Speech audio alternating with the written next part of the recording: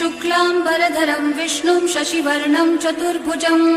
प्रसन्नवदनं ध्यायेत् सर्वविघ्नोपशान्तये यस्य द्विरदवक्त्राद्या पारिषद्या परशतं विघ्नं निघ्नन्ति सततं विश्वक्सेनं तमाश्रये व्यासं वसिष्ठनप्तारं शक्तैः पौत्रमकल्मषम् पराशरात्मजं वन्दे शुकदातं तपोनिधिं व्यासाय विष्णुरूपाय व्यासरूपाय विष्णवे नमो वै ब्रह्मनिधये वासिष्ठाय नमो नमः अविकाराय शुद्धाय नित्याय परमात्मने सदैकरूपरूपाय विष्णवे सर्वजिष्णवे यस्य स्मरणमात्रेण जन्म संसारबन्धनात् विमुच्यते नमस्तस्मै विष्णवे प्रभविष्णवे